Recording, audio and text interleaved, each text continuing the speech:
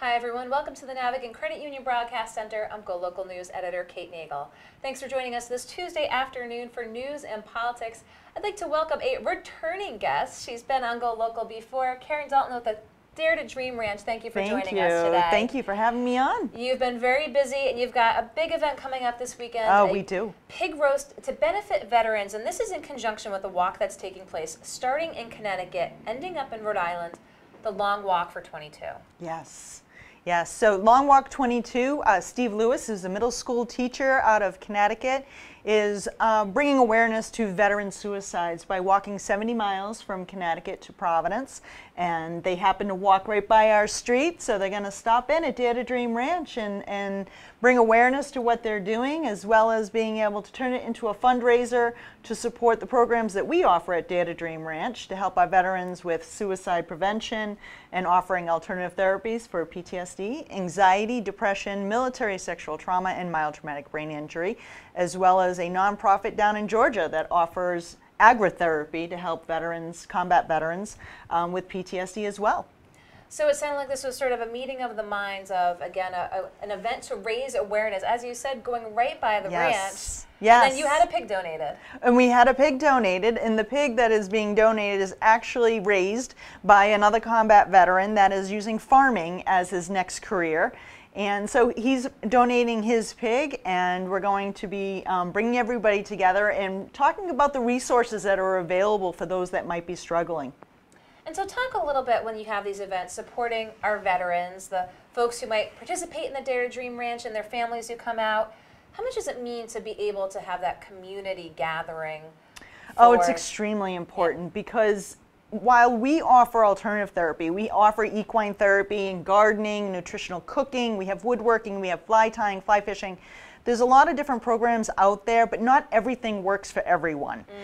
Just like one person's food is another person's poison, not everything works. So we partner with other resources to be able to provide resources to help our service members, veterans, and their families. The family is a very important part to that success, because they go through everything that that veteran goes through. So if they have PTSD and they have anxiety, the family has to go through that as well. So it's important that they get the support. And so this is an evening event, yes, 5 to 9 Yes, 5 to 9, yes, located at the ranch. And the ticket proceeds go to benefit all of these programs. They do. So the proceeds will be split 50-50 between Dare to Dream Ranch and Stag Vets, which John Jackson is the combat veteran that has the nonprofit down in Georgia, so we'll be splitting that right in half. Now, do you anticipate when you have events at the ranch, might some folks turn out for the first time to really check out what the ranch is all about? Yes, anybody that wants to come out and check out the ranch, that if they're a service member, they're a veteran, family member of, or if they want to learn how they can get involved in sponsoring our programs, they can contact me at 401-919-2059 and schedule a tour. Very good. Well, this is a big fundraising opportunity for the ranch because, as you talked about, the ranch keeps growing.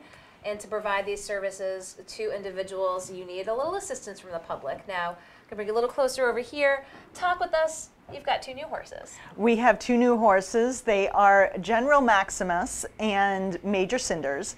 They are 2 Percheron horses that each eat a bale of hay a day. And that alone is an additional $600 a month. So we offer all of our programs for free to our clients. So we have to fundraise to be able to pay for everything. Those 2 new horses, we have started a new program because they are 13 and 6 and never had any training. So we are starting a program where if you sponsor them for as little as $20 a month, once a month we will have a sponsorship day where you can come out and see how they've grown over the month, learn some new tricks on how to train a horse, and then the next month come back and see how they've improved over that time. So once a month we'll have that opportunity for those that want to help sponsor and pay for these horses that will then be able to offer therapy for our service members and veterans. Okay, a fantastic opportunity. Now up to 7 horses? We are now up to 7 horses, yes. So when you had this vision of the ranch and being able to help veterans in need, did you envision this is where you'd be in May 2018? You know, it is actually, I always dream big. So I've wanted it to be much more further advanced than where it is, but as it is, again, we have to fundraise to be able to pay for everything. But we have been very, very lucky to be able to get the support that we have. I now have an intern who is a combat veteran, as well as his wife, who have seen firsthand how working with horses helps, and they want to help others to go be able to feel better. We've been donated 10 acres in Alabama to do the exact same thing we do here. So in a couple of years, they're going to take over the Rhode Island facility once they feel comfortable in doing so. And I will go and do the same thing in Alabama. I was going to ask, veterans working with horses, other places in the country, you've already established a partnership. Yes, yes. So there are equine therapy places all the way across the country. There are different farms. Some of them are not necessarily specific to being military, which is what we are. So instead of having just an equine facility and bringing in every demographic, we are strictly a military demographic and bring in different programs for that demographic. And as you said, you dream big and envision more. Gosh, Alabama, what else are you envisioning?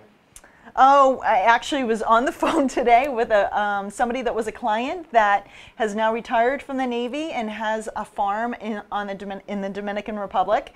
And we're talking about doing veteran retreats in the Dominican Republic. So there's always room for growth, always.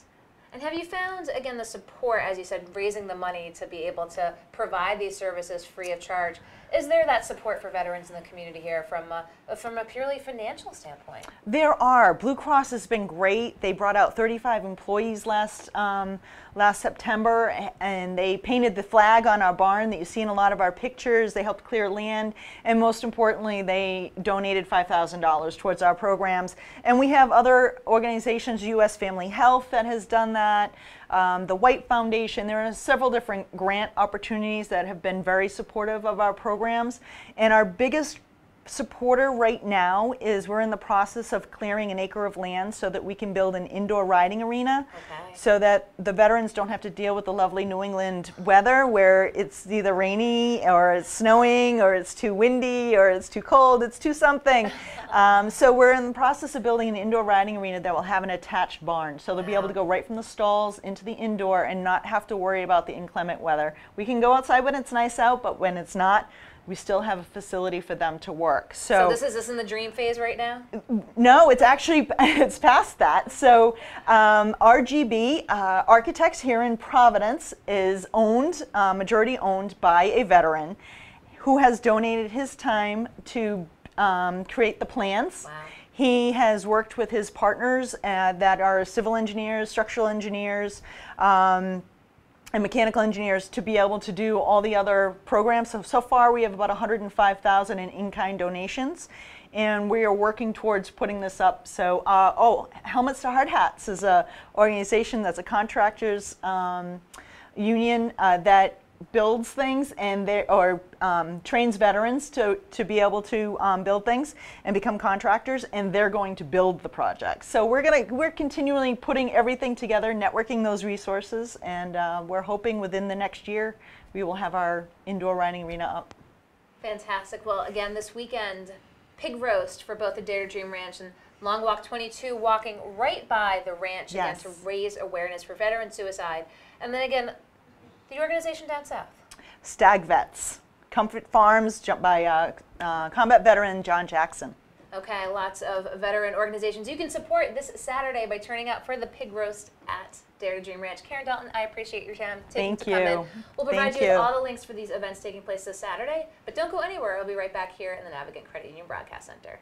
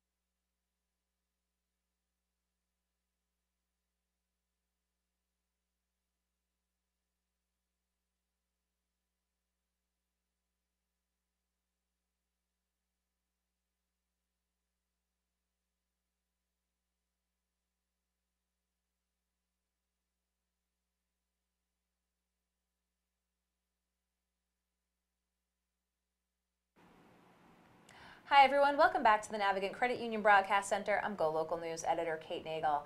I'd like to welcome in my next guest, Mike Gallipo with the Rhode Island Users Union. Thanks for joining us today. Thank you. You're part of a group today that is busy pushing the General Assembly. Again, this is opposition to the drug homicide bill that would make it a life sentence if someone was involved with the distribution of a substance that ultimately someone ended up dying of. But there's a lot of concerns in the medical and recovery community about this legislation. That's what we'd put up. And I wanted you to come in here to tell folks a little bit about why you're in that camp. Yeah, well, I think the easy answer is I fit the description. You know, I'm a person who's been convicted multiple times of sales, manufacturing, delivery, and yet here I stand, right? And it was only because of the persistent efforts of groups of advocates that believed in my capacity to change and my capacity to recover from the circumstances that I was living in. And it was that persistence that gave me hope that I could change and that I could make a difference too. And that drove me to go back to school. It drove me to become a social worker and to pursue a degree in that. I graduated the top of my class at Rhode Island College. Finally reaching almost 5 years of continuous sobriety, and so it's been a very important part of my story to be able to spread the message of hope with other people. And how can I do that if we put them in jail for life? And again, we've seen testimony from both sides of it. You see from families who want to see some sort of consequence for this. But talk with us a little bit. As you said, having had the history. Especially just talk a little bit about the Good Samaritan law. So, if someone inadvertently, got some a bad batch of drugs and passed it along, and they were the last one, and the person ended up looking like they were overdosing, would this present an issue for the Good Samaritan law? It most certainly would, and I think that this has been raised, and we've raised this with the Attorney General's office. My colleagues at RICARES have sat down with the Attorney General's office, have raised these concerns, and they waited until the very last second to present another version of the bill that did almost nothing to alleviate those concerns. And that was very concerning to us, that they wouldn't consult with their partners, that this was really left until it was presented to the legislator for a decision, and it didn't reflect any of the feedback that we've been given. And we have broad support from virtually every major player in our medical community and in our recovery community, supporting other ways to address the opioid crisis. I think that our efforts to do that through introducing medication-assisted treatment by allowing people who are getting released from incarceration to have access to medication when they're leaving is led to a decrease in overdose death. We saw almost a 10% decrease in overdose death from our final summary from last year. And I think we want to continue down that path and causing for people who are incredibly vulnerable and people who are already impacted very negatively by criminalization and by legal enforcement. We need to do everything we can to really be supportive of those people where they are and embrace them into our medical community and ask them to participate. And we can't do that if we're simultaneously saying that we don't believe in your capacity to change and we're going to lock you away for life. And so do you think, clearly law enforcement, I'm sure, is looking to just to stave off that sort of drip of where the drugs are coming from. And this is the most connected to if there's a fatality involved. Who should law enforcement be looking at and going after? Can they get to those big networks that are enabling these drugs to be on the streets? So the biggest problem we have in being able to do that is that we don't have any regulatory process at all. It's pretty much economically driven, purely economically driven, and we don't give consumers any education or power to protect themselves. And I think that some of the recent studies that have come out around such interventions like fentanyl test strips that show a very high degree of promise for folks that want to keep themselves safe, that they can avoid overdose death, they can take some additional measures to ensure that they're not dying from the symptoms of their illness. And I think that's really important to touch on, is that all of these things that we, the financial barriers, the exchanges that occur within that underground economy, the interchangeable roles, how actors change day to day, it's almost impossible for law enforcement to be effective in delivering like a true investigatory type of reaction, because you have to go so far back along the lines and it's so blurred as far as like individual responsibility, that the best way that we could do this is to empower our consumers through education. And so that way they have the tools to make an informed decision about whether or not the substance they're going to consume has fentanyl in it, right? And if they know with a certainty and they still choose to do it, then you could say that they're taking personal responsibility. And right now we just don't have that level of access within our system. Do you think within the community that does use drugs that they will utilize these fentanyl test strips? So we have two different studies that were done in 2 different states. One was done right here in Rhode Island that's being published in the coming month. And there was another study that was done in North Carolina with the Urban Survivors Union. Both of those studies had significantly, overwhelmingly positive results for behavior mitigation. So among the test study results, we saw that the fentanyl test strips led to 2 out of 3 users using less of a substance as a result of a positive test result. 59% of users actually went and got somebody else to be there with them when they used. 65%, again, 2 out of 3 users consumed more slowly. And all of these things have a very positive trajectory in terms of being able to mitigate the loss of life from overdose. And so as you stand here today, as being in recovery, again, graduating top of your class, being the advocate for the recovery community, every situation is unique, and we hear about turning around and addressing the opioid crisis. And you just mentioned some pretty optimistic statistics.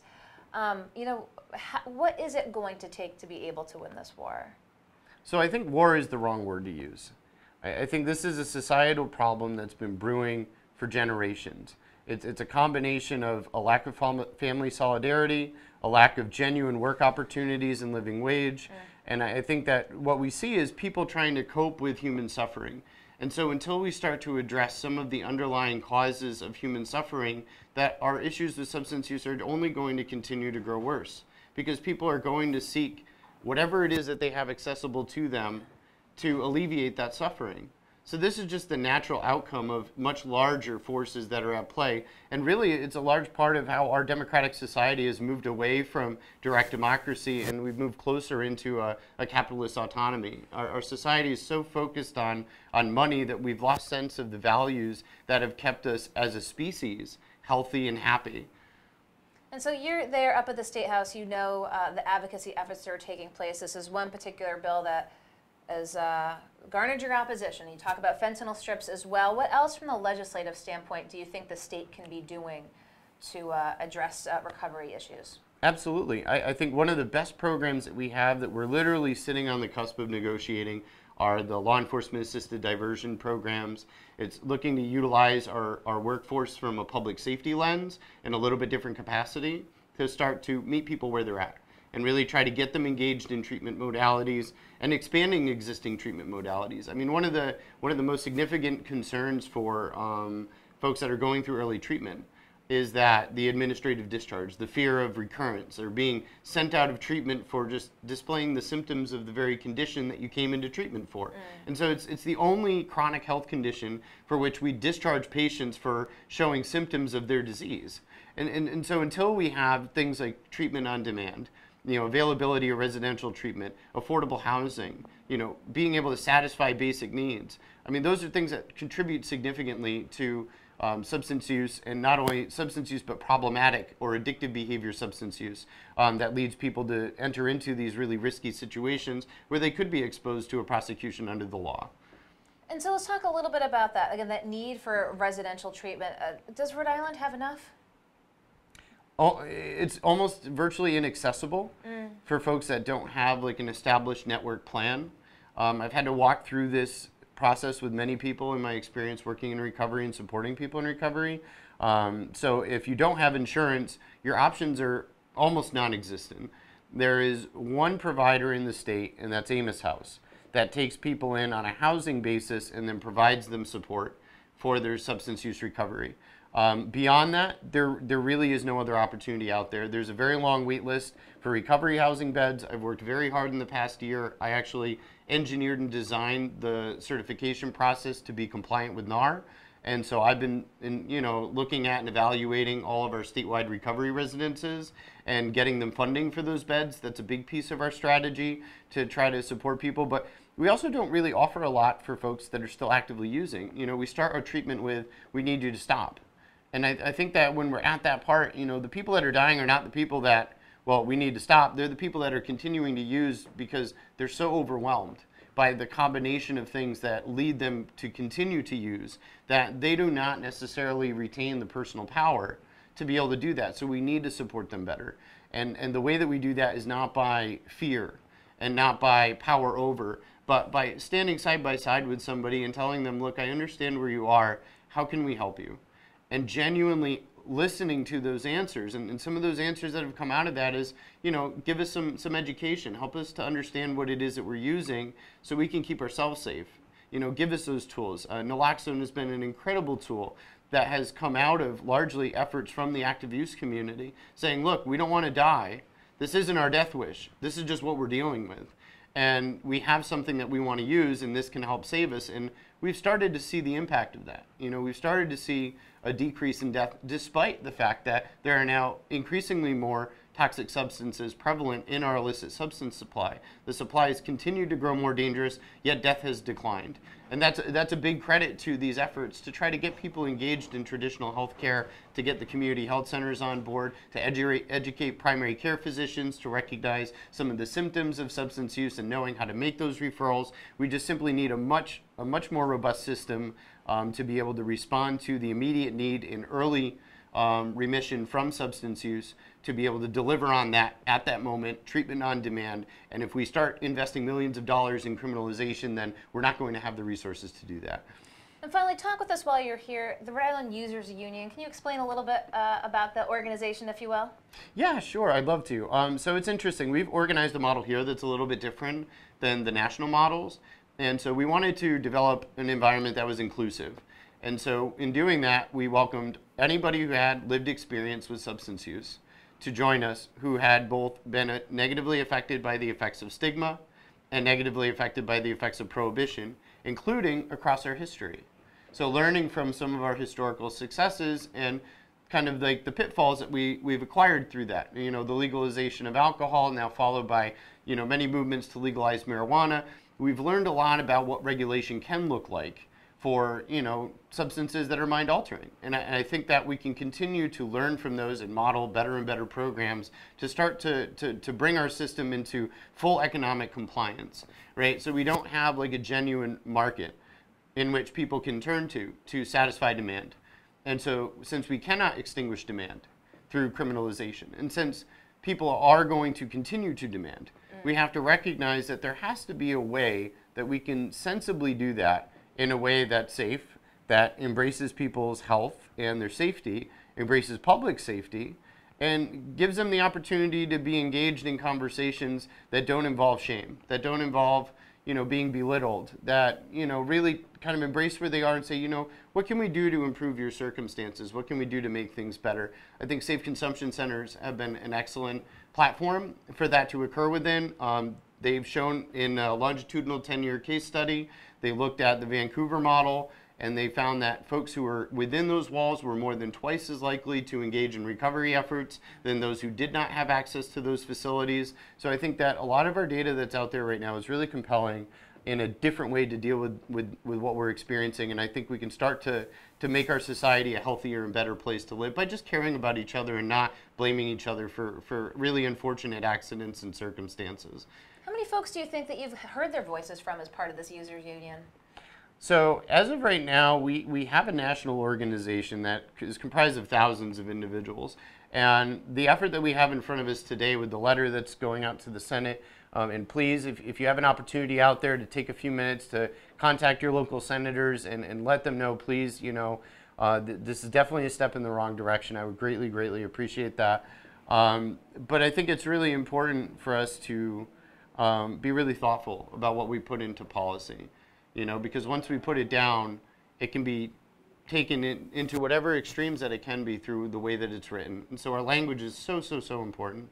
And that's something that we talked about a lot through the National User Union organizing is the use of language. We've created a separate and distinct dialogue for people that have substance use disorder that is stigmatizing, it's very negative, it's not solutions focused, it doesn't match any of the other evidence base that we have for practice, because we assume that by criminalization that these are acts which are not sanctioned or recognized by the greater public. And that creates a lot of problem, because we're not embracing patients who have recognized diagnosable disabling conditions in a way that supports their recovery or their health. We don't do this for anybody else. We don't shame cancer patients for getting sick and losing their hair. We're not like, oh, hey, look at that guy. He lost all his hair. He must be a cancer patient. You know, we don't do that to people. It's not right to do that to people. And we know from experience that when people have really negative attitudes cast towards them, that they don't do as well as they could. Well, you can check out that letter that was written regarding this legislation that a number of those folks in the recovery community signed on to, again, opposed to this drug homicide bill. Mike, I appreciate your taking the time to come in and give us a full overview. Again, you can read that letter on GoLocal today.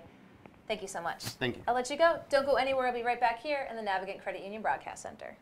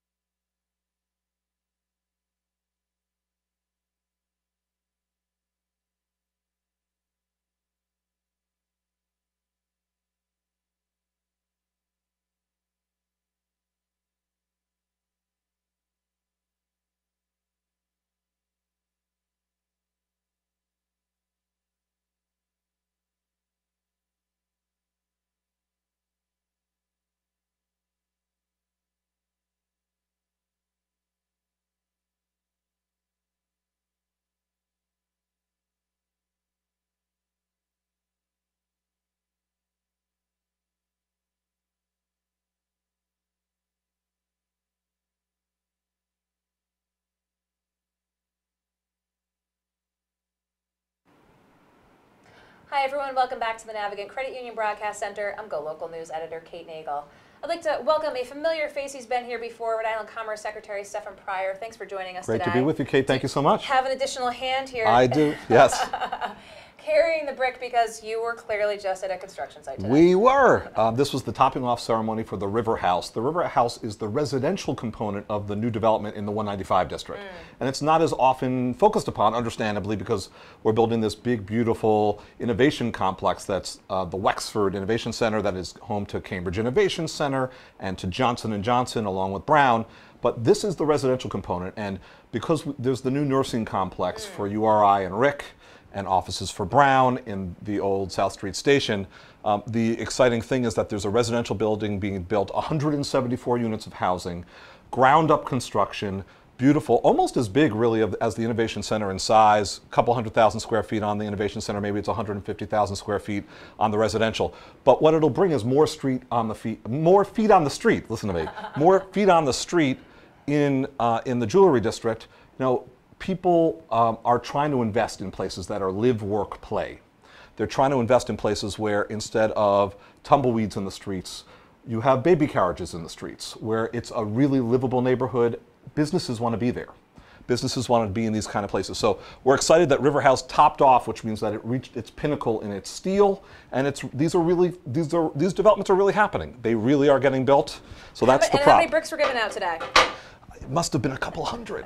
Just hand it out. So the topping off today, what's the estimated time frame for completion? It's almost exactly a year from now. It'll be open and ready to go. And there's retail at the base, by the way, and it's behind the old Dable Square complex, which is being renovated as well. If folks have been by and they've seen that the parking lot is closed off and there's that piano bar, that is what's going up there, and in about a year it'll be open. Do we know what's going in for retail yet? Not yet. Okay. I do think they are planning on a fitness center, a gym. I do believe I heard them reference that. Or you could just lift the bricks. That's right. I want to stick on the 195 area, if you will, a little bit, move Yes. a little northward. Let's talk about the Fane Tower proposal. Sure. You know, came in and said wanted to invest hundreds of millions of his own money here in Rhode Island. Yes. And I mean, isn't that what Rhode Islanders always say? We want someone who's got their own pockets. We do. Coming in and wanting to set up shop. You know, we've seen a lot of opposition from folks about the design. I mean, what's your thoughts about how the process has played out so far? I think mostly what is supposed to happen is happening. So the project was originally brought to the 195 Commission, and the question was whether we would endorse the idea of a big new residential development in the 195 district on the water. The answer was yes, that there would be a version that we would accept. The idea of a new iconic tower in the skyline is a good idea. A growing city is a healthy city, and we embrace that idea. Still, there is the right of the municipality, the city of Providence, to weigh in regarding the height and the configuration, whether it makes sense in its relationship to the neighborhood and the rest of the city. That's what's supposed to happen, and that's what's happening.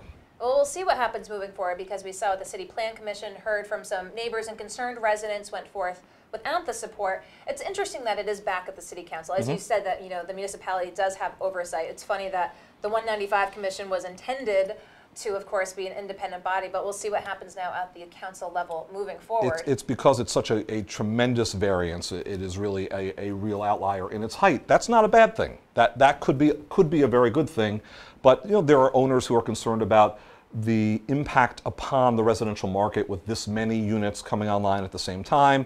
There are those who just think it's out of the kind of fashion or out of the kind of precedent in the neighborhood. These are legitimate points to be made. Let's stick with tall buildings as we're here in the shadow of the Superman building.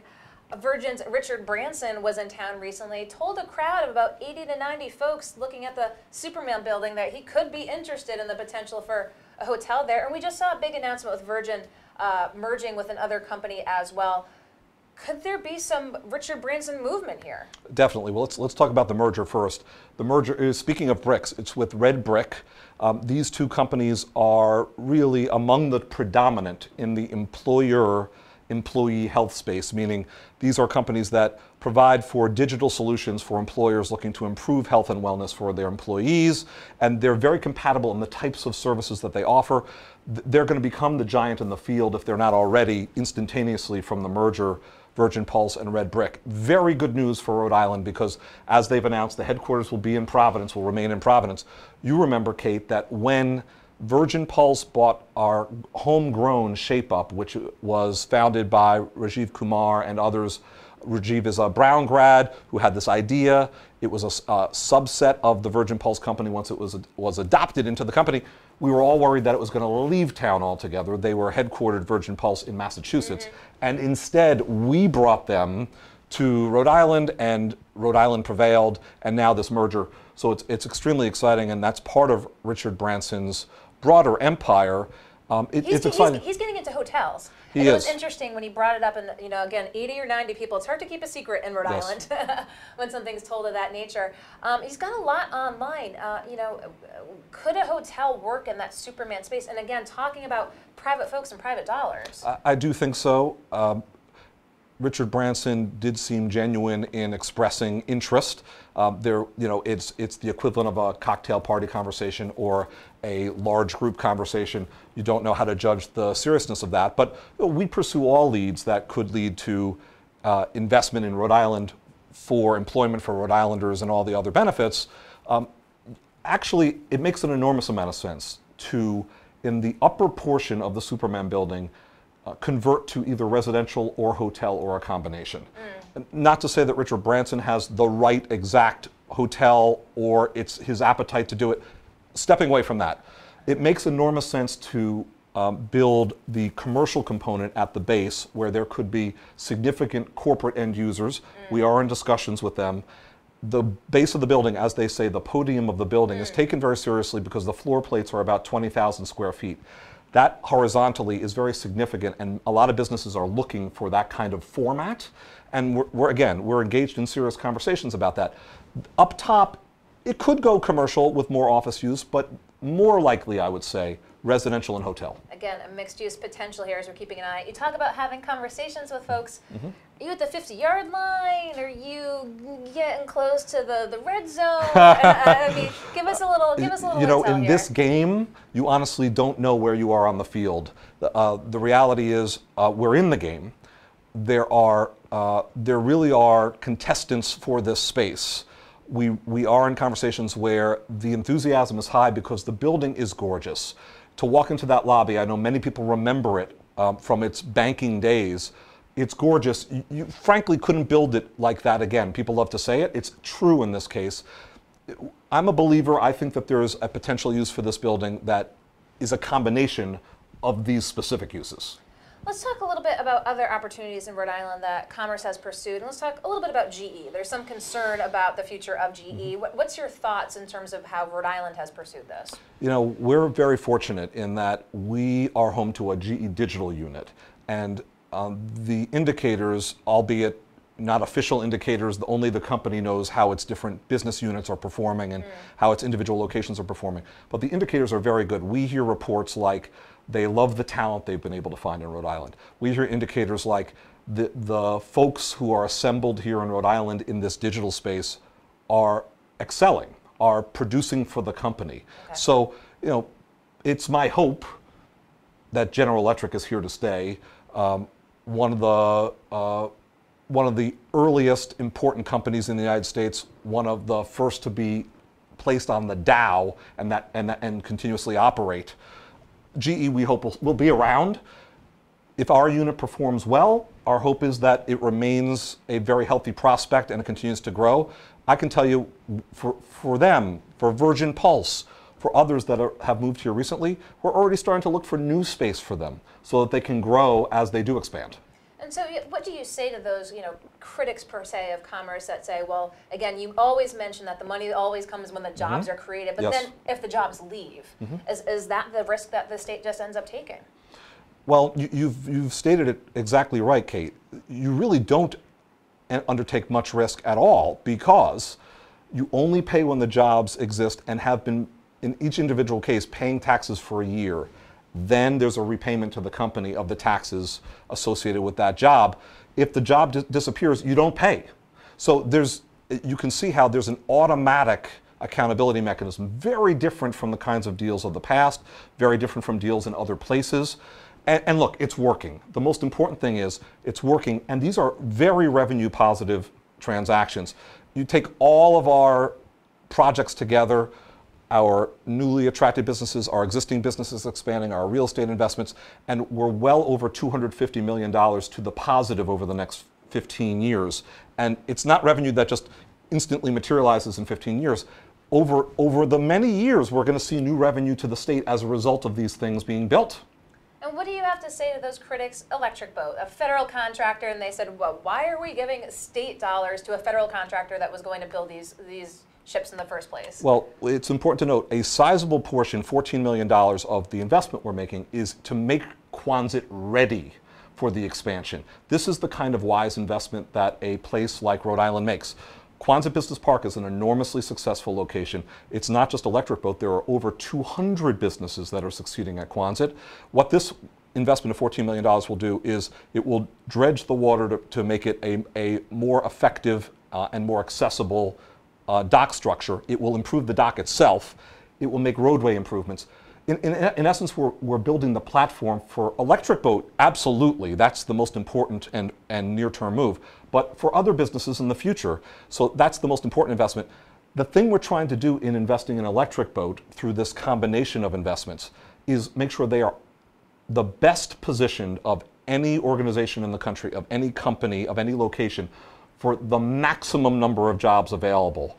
Because it's one thing to say they'll be building submarines. We hope that's true into the future, but it's another thing to say that they get the lion's share, that they get the maximum, that we really optimize what's going to be available in the way of jobs for Rhode Islanders. And these are fantastic jobs. These are well-paying, family-sustaining, benefits-carrying jobs for Rhode Islanders. So one of the things when you mentioned, again, this structure for Quonset, if you will, to be of a facilitator to Electric Boat, sounds a lot about what folks might be talking about with the PawSox. We're in now in May, and there's still conversations that apparently are taking place between the Speaker's office and the owners of the Pawtucket Red Sox. Have you been privy to any of this intelligence as to what's taking place now after you've seen what's come out of the Senate side, that the Speaker really put the brakes on and said, I want to hear from Rhode Islanders on it, and sounds like something could still be in play. And a lot of what Rhode Islanders talk about is, again, not millions for billionaires, but laying that just simply the infrastructure and groundwork.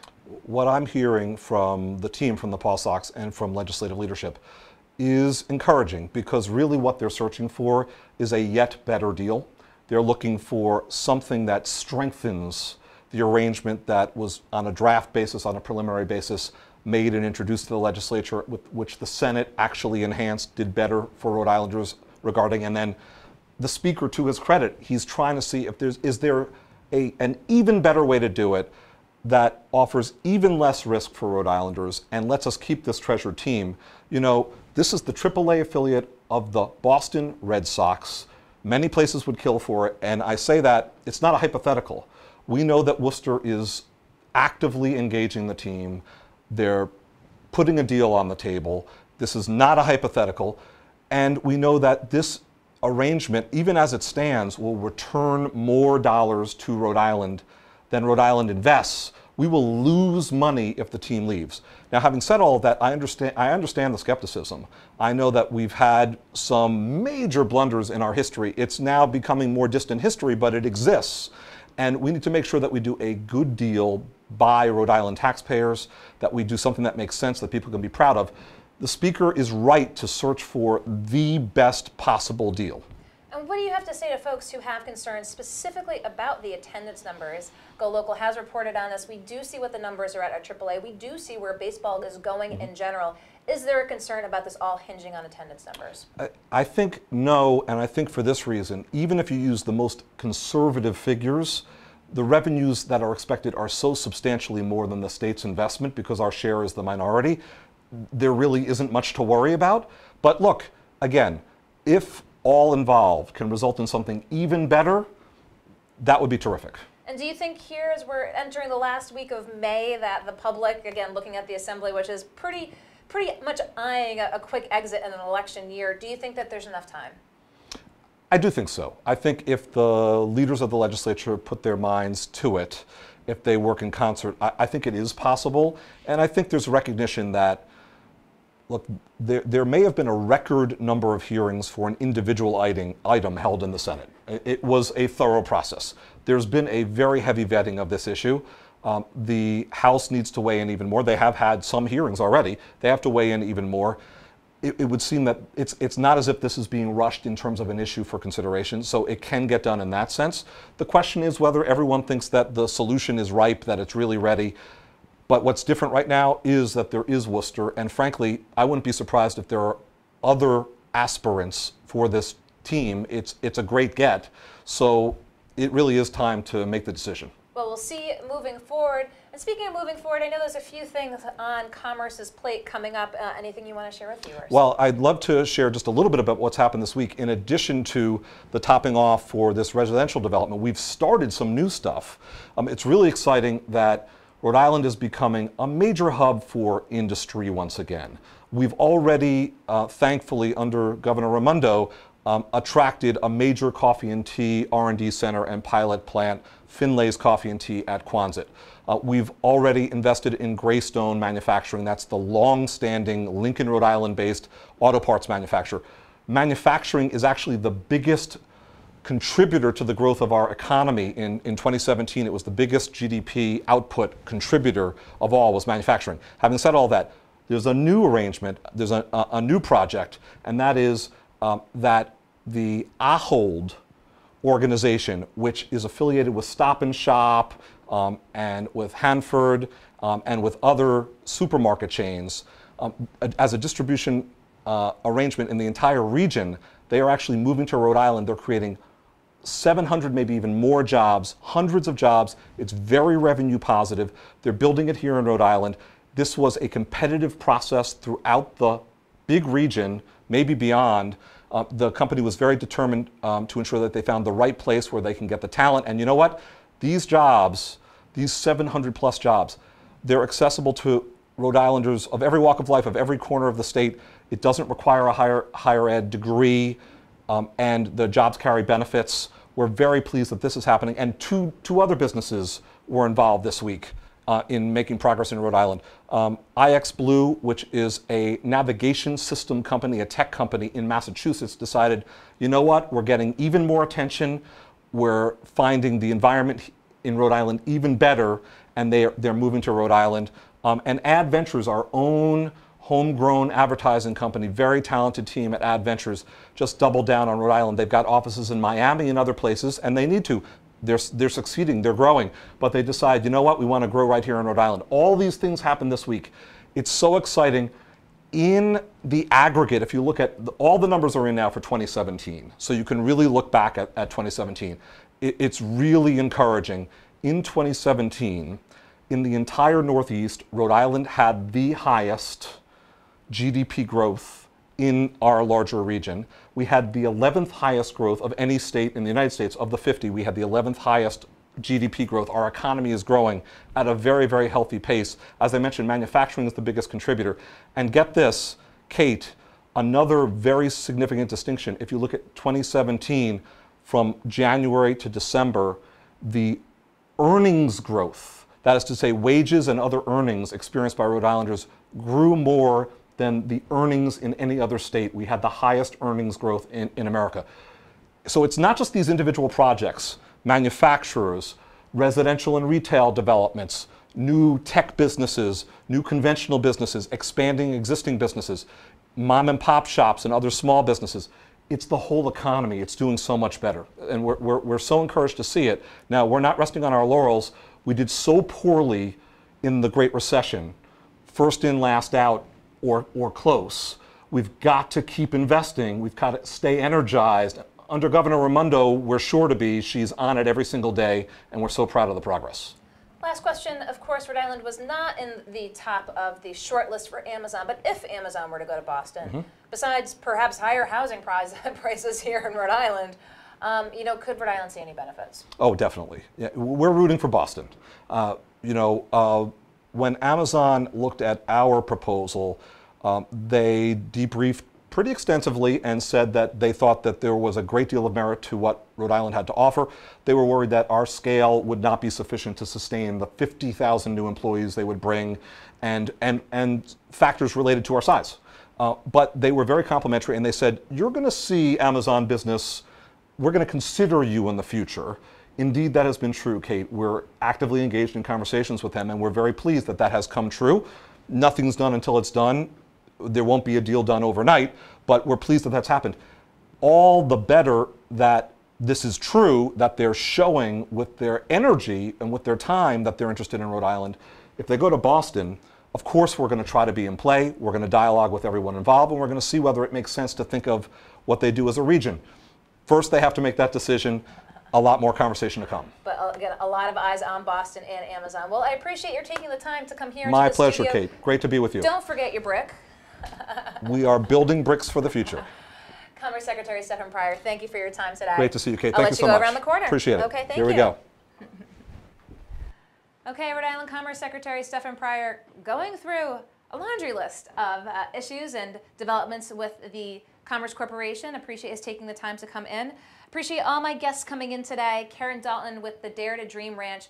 There's going to be a pig roast on Saturday there to benefit veterans, a number of veterans organizations, but there is a walk taking place this weekend from Connecticut to Rhode Island, the Long Walk 22, again, because on average, 22 veterans commit suicide every day.